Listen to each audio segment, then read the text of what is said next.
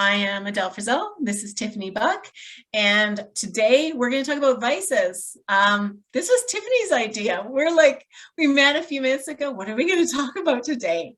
Nobody pitched us any topics. We really want you guys to give us topics for these Thursday Facebook Lives. We would love to answer your questions about health, fitness, mindset, wellness, etc. Yeah, and I was scrolling through the Facebook page and I saw that, the post about vices yesterday got quite a few posts. Everyone seemed really interested in talking about what they struggle with and knowing that you're not alone and you're struggling, because let's be honest, everyone have vices. I have a vice, Adele has a vice. And it's going to look different for everyone as well. So let's shine a light on those vices and figure out how we can kind of make them a friend. Yeah, take the negative viewpoint away from them. So one of the common ones that we see with our clients is wine. Yeah. Have you noticed that trend? A lot of people are like, I just want wine or alcohol. Yeah. And a lot of people feel like alcohol is a vice. So how do we kind of get them to embrace that? You know what I mean? Yeah. Like, obviously don't overconsume alcohol because that's just not healthy. But as an adult, you're legally allowed to enjoy alcohol and you should not feel guilty about that. So how do we take that guilt away from that, Yeah. I mean, deep down if there's a problem with it, like a real problem, okay? If it's affecting your job, your relationships, your goals, your financial health, your health, it's a problem. Right. But everything in moderation, we say, and we also say no bad foods. So we were talking about this with our transformer group on Tuesday. You can have wine, you can have beer, you can have a drink while dieting. A lot of people don't realize that. Now, why do we not recommend it in most cases? Because it can lower your willpower. It can make you want to eat all the chicken wings, but at the same time, if you're the sort of person who can moderate really well, like have a glass of wine, or maybe it's a really special occasion, enjoy it. A glass of wine or two is not going to derail your efforts. Even, I know a coach who actually has a glass of wine every single night and stays super crazy lean. It's totally possible. Well, and if you're like me, I'm sorry, but after I get my I'm not sorry, actually. Let me take that back. I'm not sorry. After I get my 4 children to bed, I want to sit down and have a glass of wine and maybe even a bowl of ice cream without anybody on top of me demanding for me to share or squishing me while it helps me. It helps me. It makes my heart feel a little bit better to do something specifically for me in that moment. Do I always choose wine and ice cream after they go to bed? No. But sometimes that's my vice, and sometimes I just need it. So again, moderation. I make it fit. I make it work for my lifestyle. Yeah. So what's your number one vice?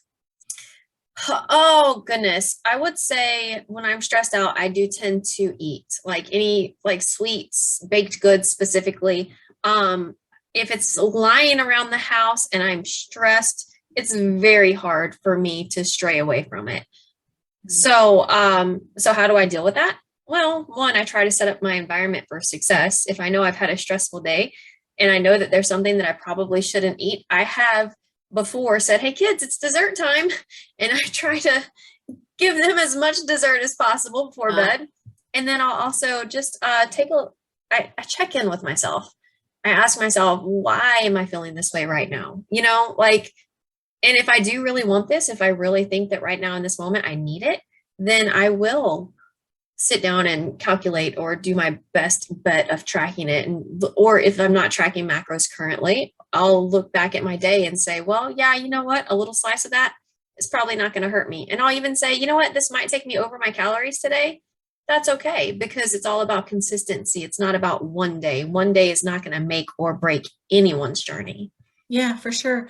Like if you're eating quite well 80% of the time, there's no reason why you can't fit in fun foods the other 20% of the time, even daily. It's more about having an excess of calories. And the thing is, the processed foods, they are engineered to make us want to continue eating very easy to overeat them or eat them to excess. So what are some of the vices people listed yesterday in the post? Well, some of them I saw ice cream, I saw cookies. I'm actually over on the live feeds. So if you are watching this live, I see that there's one person on. Say hi in the comments, drop a comment in the section so that this is let's know what your number one vice actually would be. Vices, yeah. Something that you have a hard time not over consuming. Yeah, so some of the things that we saw, chocolate chips and junk food, pops of soda. I'm assuming that's soda. I'm a soda person. We say soda, not pop. And chocolate and chips and all other junk food. Wine, TV dramas, Italian junk food for the wine. Yes. Oh yeah, Sarah said Italian nougat. That sounded so good. Mm-hmm. That does sound good. Happy hour for both food and drink, Sunday fun day, or anytime during the weekend. Salty tortilla chips. Add some guacamole for me and I'm in. Adele, I think you said put some melted cheese on it. Yeah, I love cheese. Anything with cheese on it is good. Popcorn with lots of butter, hot tamales, potato chips.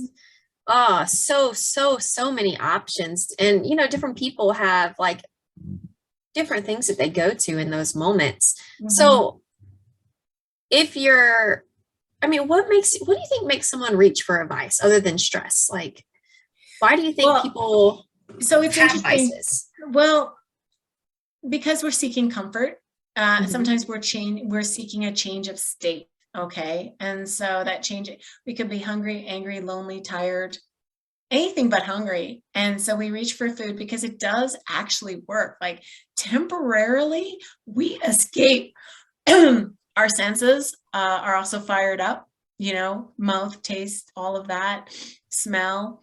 And so we disengage from whatever is causing us the stress. And we're like, have this full sensory experience for a few seconds with the food. And it's very, very enjoyable. And sometimes there's even a little brain chemical release that makes us feel good. But it's very, very fleeting. And if we're always turning to food to comfort us, that's putting a lot of a lot of burden on food for our emotional well-being. And that's when it becomes a problem, when it's done to excess. But look, even naturally slender people emotionally eat. We all emotionally eat. It's just to the degree, right? How often and how long are we overeating for? That can create a problem that is very visible and can impact our health. But we truly believe that there are no bad foods. Like a lot of people we work with, they think, I can't have this. I can't have that. And it's not true. You can actually lose weight with wine and bread and chips and pop and cookies and all of that, as long as you're having them in moderation. Now, the problem with that for some people is like, I can't moderate. They think they can't. So they have to completely restrict it. I would say that by restricting it, you're actually making it more difficult to moderate it, because we always want what we can't have. You're giving it power. When you restrict something, you're giving it power. Yeah. So I think a lot more people, like, they need more faith in themselves and more practice. And they think that they have to restrict when really they could be a moderator. And I think that 95% of people who think, no, I have to be a restrictor, it's all or nothing with me, that's only because that's what the story you've told yourself. And you can actually become a moderator. Now, will there be a couple food items or that you probably do have to not have in the house because they're very triggering? Absolutely. Especially when dieting, right? So my trigger foods, anything baked goods, you know, love them, have a hard time moderating. Like one cookie, it's probably gonna be 2 or 3, maybe 4, you know. So it's difficult. Lemon Oreos. Oh, wow. Yeah, I've really come to appreciate lemony desserts in middle age. It's not something I liked as a kid, but after the age of 40, my taste buds started changing. So, you know, that is a question for yourself. Is there something that you currently think that you have to eliminate because you can't control yourself around it? write it in the comments below. Okay. It is more hard to moderate things when you're dieting because there can be the psychological feelings of deprivation and stuff like that, which is why it's important to just remove it from the house, like get it off the counter, etc. Oh, am I frozen? You're frozen, Tiffany. Okay, I'm just going to keep talking in case it's your connection and not mine.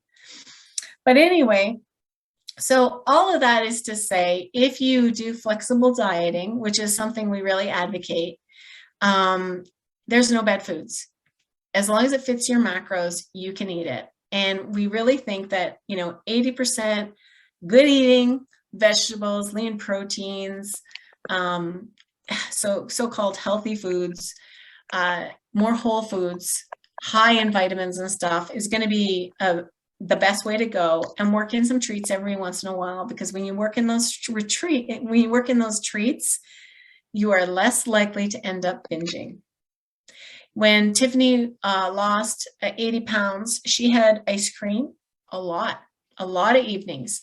Knowing that you had that dessert to look forward to at the end of the day helps keep you on track. Rather than telling yourself, I can never have ice cream. That wouldn't work for me. Yeah, I had to have it. It was something to look forward to when I was restricting stuff, because let's be honest, when you're dieting, you are restricting. Mm-hmm. There's no way to diet without restriction. Mm-hmm. But that doesn't mean you have to completely eliminate things. You just have to be mindful of it. And there's no way to maintain your weight loss without some restriction. And so you got to figure out a way that's going to work for you for the rest of your life. And telling yourself you can't have bread or chocolate or wine or ice cream, that's not realistic. So you got to figure out a way to include those items in moderation. All right, so if you're interested in learning more about flexible dieting and how to fit in these treats and still eat for your goals, we have a course. It's called Eat for Your Goals. It's $30. It includes a guide to crush hunger and cravings. It includes some videos. It includes a free 5-day challenge to really apply what you're learning about macro counting in the challenge. You do that challenge and you're going to really master macro tracking. And all of that is for $30. So if you want the link, just comment below. I'll send you the link. We recommend this course for anyone who's going to work with us because we use a flexible dieting approach in all of our programs. Now, if you hate counting macros, we will find another solution for you. We just find macro counting track to success, the best way to educate people about nutrients and to keep them accountable. Yeah, okay. Did you want to talk real fast about the question that you got about the arms? Oh, yeah. Somebody had asked me, like, how do I get rid of bat wings? Because I've lost all this weight.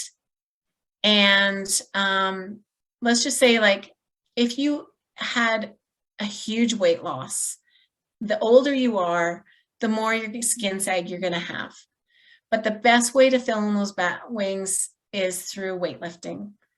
You want to build that muscle, and that muscle is going to fill in those saggy areas pretty well. Now, if you've lost 80 pounds and your skin isn't as elastic as it was when you were younger, it's just not going to snap back like it would have. And for some people, surgery is an option. If they've lost a tremendous amount of weight, we don't judge. That's a decision you got to make for yourself. And I want to say that there's zero shame in surgery either. A lot of people feel like they should, if they have surgery, they failed, or they should be ashamed, or they're cheating, but you're not. This is your body. And you know what? Loose skin is loose skin. You cannot do anything other than try to build muscle. And honestly, at the end of the day, there's only so much muscle that you can build. Yeah, exactly. So it is an option for some people. And if you want to know more about that, we can talk about that in another Facebook Live. But other than that, weight training is your friend, not just to fill in those bat wings, but is so important for your confidence, you for feeling strong and independent. It helps with bone density and it helps build your metabolism. And it's why we advocate it for our ladies. Okay, well, I think that's it. It was a quick one today. We had I think we had some internet connectivity issues, so thanks for bearing with us. If you want that link to the Eat for Your Goals course, just ask in the comments. And I hope you enjoyed this Facebook Live. Throw us your ideas for next week's talk. Okay. Bye. Bye.